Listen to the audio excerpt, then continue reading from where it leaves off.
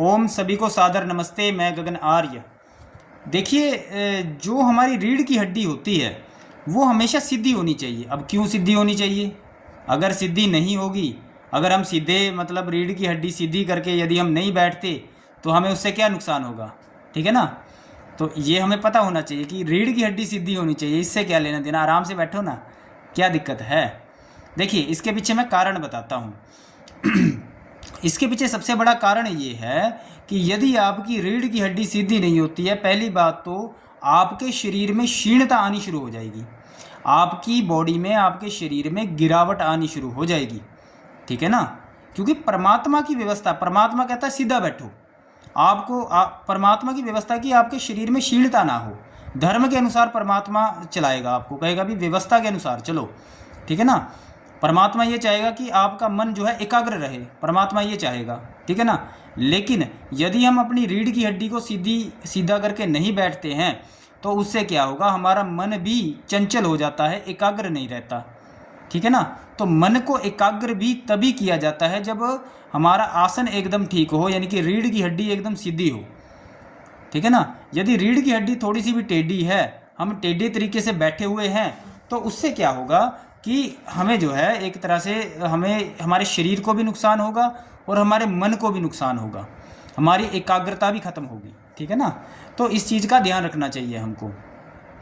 तो रीढ़ की हड्डी सीधी रखना बहुत ज़रूरी है। कहीं पर भी हम बैठते हैं तो रीढ़ की हड्डी सीधी रखें। कई बार क्या होता है कि हम पीठ में सहारा लगाकर बैठते हैं, जैसे हम कुर्सी पर बैठते हैं या बेड या सोफे पर बैठते हैं तो हम क्या करते हैं, पीछे सहारा लगा लेते हैं, है ना। सहारा लगाकर आराम से बैठते हैं। आपने स्कूल वगैरह में भी देखा होगा, वहाँ पर क्या होता है, ऐसे टेबल बने होते हैं, टेबल से ऐसे बनाते हैं भी जिसमें आराम से सहारा लेकर पीछे बैठा जा सकता है, जबकि वो गलत है, पूरी तरह से गलत व्यवस्था है। ठीक है ना। हमें पीछे सहारा लेकर नहीं बैठना, हमें रीढ़ की हड्डी के सहारे पर बैठना है। अर्थात हमारी जो रीढ़ की हड्डी है वो सीधी होनी चाहिए। आपने गुरुकुल में देखा होगा कि गुरुकुल में बैठने के लिए कोई ऐसी टेबल या चेयर नहीं होते, वो ज़मीन पर ही बैठते हैं, एक तरह से आसन लगाकर, जो मतलब सुखासन में, या फिर जिसको कहते हैं अभी चौकड़ी मार कर बैठते हैं। वो कैसे बैठते हैं? ज़मीन पर बैठते हैं। ठीक है ना। क्यों बैठते हैं? अब उसके पीछे कारण यही है सबसे बड़ा, कि यदि वो कुर्सी पर बैठेंगे तो बार बार वह सहारा लेने के लिए पीछे को झुक जाएंगे, और सहारा लेने के लिए पीछे को झुकेंगे तो रीढ़ की हड्डी थोड़ी सी टेढ़ी हो जाएगी। ठीक है ना। और उससे क्या होगा, शरीर में क्षीणता आएगी। ये लोगों को समझ नहीं आती है, लेकिन ये बहुत गहरी बात मैं आपको बता रहा हूँ कि हमें रीढ़ की हड्डी को सीधा रखना चाहिए, एकदम सीधे हमें बैठना चाहिए। ठीक है ना। एक तो हमारा शरीर जो है अंदर से वो भी ठीक रहता है। पेट की जो जठराग्नि है वो कमज़ोर होती है। यदि आप रीढ़ की हड्डी आपकी सीधी नहीं है तो पेट की जठराग्नि पर भी इसका प्रभाव पड़ता है, मन के ऊपर प्रभाव पड़ता है, पेट के ऊपर प्रभाव पड़ता है। पेट आपका कमज़ोर हो जाएगा। पेट कमज़ोर है तो शरीर के ऊपर आपका प्रभाव पड़ेगा, हार्ट के ऊपर प्रभाव पड़ेगा। ठीक है ना। शरीर आपका स्वास्थ्य ठीक नहीं रहेगा, पाचन क्षमता आपकी ठीक नहीं रहेगी। तो इसीलिए जब भी आप बैठें तो रीढ़ की हड्डी को हमेशा सीधा करके बैठें, टेढ़ा करके कभी मत बैठें। टेढ़ा करके बैठोगे तो आपको एक तरह से आपके शरीर में गिरावट आएगी, शरीर में समस्या आएगी, तो आप परमात्मा को प्राप्त नहीं कर पाओगे। परमात्मा को प्राप्त नहीं करोगे तो धर्म का पालन नहीं कर पाओगे। धर्म का पालन नहीं करोगे तो पाप कर्म होगा। ठीक है। पाप कर्म होगा तो दुख प्राप्त होगा। ठीक है। सारी चीज़ें जुड़ी हुई हैं। परमात्मा हमको व्यवस्थित रखता है कि तुम्हें व्यवस्थित चलना है, व्यवस्थित नहीं चलोगे तो दुख मिलेगा। ठीक है। जैसा आप व्यवस्था बनाई है उसके अनुसार चलना है, व्यवस्था के अनुसार नहीं चलोगे तो दुख मिलेगा। ठीक है ना। तो हमें क्या चाहिए? सुख चाहिए। तो सुख कैसे मिलेगा? सुख मिलेगा जब आप परमात्मा की व्यवस्था अर्थात धर्म के अनुसार चलोगे, धर्म का पालन करोगे तो सुख मिलेगा, सीधी सी बात है। ठीक है ना। तो हमें क्या करना है, हमें रीढ़ की हड्डी को सीधा रखना है, सीधे रीढ़ की हड्डी रखनी है। और जब भी बैठना है तो रीढ़ की हड्डी को सीधे करके रखना है। ठीक है ना। हो सके तो चेयर वगैरह जो कुर्सी होती है उसका प्रयोग मत करें तो सबसे अच्छा है। ठीक है ना। और इस बात का विशेष ध्यान रखें कि जो आपकी रीढ़ की हड्डी है, अब कई लोग ऐसा होता है कि वो बैठ ही नहीं पाते हैं, वो कहते हैं जी हम तो बैठ ही नहीं पा रहे हैं। ठीक है।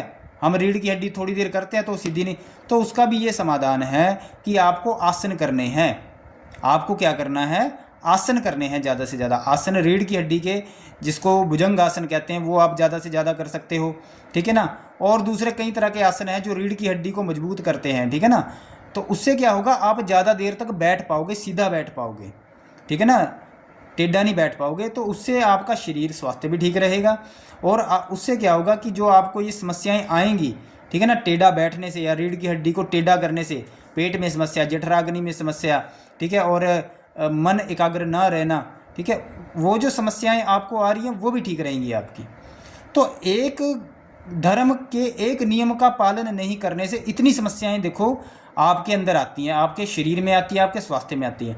आज के समय में जो आप लोगों को देखते हो कि उनके स्वास्थ्य काफ़ी ख़राब हो रहा है।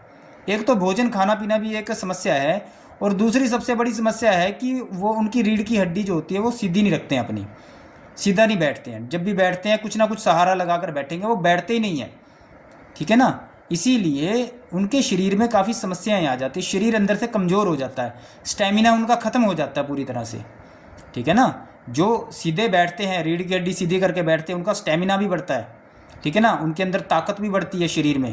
ताकत का मतलब ये नहीं कि शरीर को या आपका कोई आप बहुत मस्कुलर हो जाएंगे, बहुत आप मतलब पहलवान, मेरे कहने का अर्थ ये नहीं है। मेरे कहने का अर्थ ये है कि आपके शरीर में ताकत आ जाएगी, जान आ जाएगी, ठीक है ना। आपके अंदर जो मतलब कठोरता है शरीर में वो बढ़ जाएगी आपके, ठीक है, इस एक नियम का पालन करने से। तो आपको हमेशा रीढ़ की हड्डी को सीधा करके बैठना चाहिए जब भी बैठें, ठीक है ना। इस बात का विशेष ध्यान रखें। आसन आप ठीक करें अपना। आप ज़्यादा देर तक क्यों नहीं बैठ पाते? क्योंकि आपका बैठने का आसन ठीक नहीं है। या तो सुखासन में बैठें, ठीक है, या फिर पद्मासन आप लगाना सीखें, ठीक है। कईयों का आसन नहीं लगता है, पद्मासन वगैरह नहीं लगा पाते। कारण ये है कि वह आसन नहीं करते हैं, जो दूसरे आसन होते हैं, एक्सरसाइज वगैरह जो की जाती है वो नहीं करते हैं।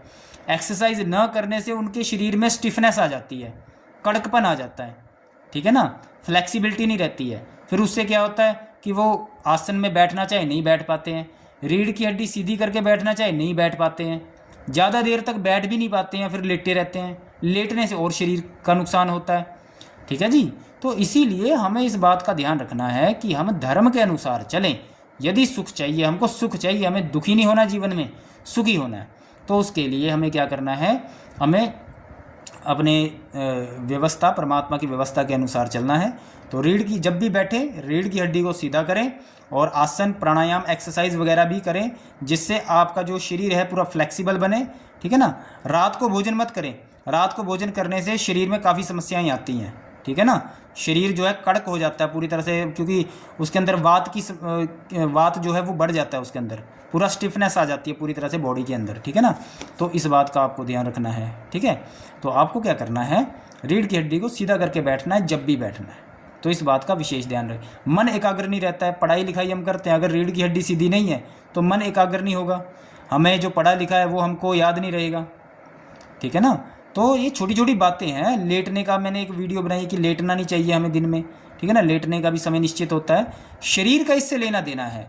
यदि शरीर ठीक नहीं है तो जीवन में दुख प्राप्त होगा, परमात्मा की प्राप्ति नहीं कर पाओगे, कुछ नहीं कर पाओगे। शरीर में समस्या है तो ना सेवा कर पाओगे, ना अपना कुछ काम कर पाओगे, ना सुख प्राप्त कर पाओगे, यदि आपके शरीर में समस्या आ चुकी है, ठीक है ना। तो इस बात का विशेष ध्यान रखें। ओम, सभी को सादर नमस्ते जी।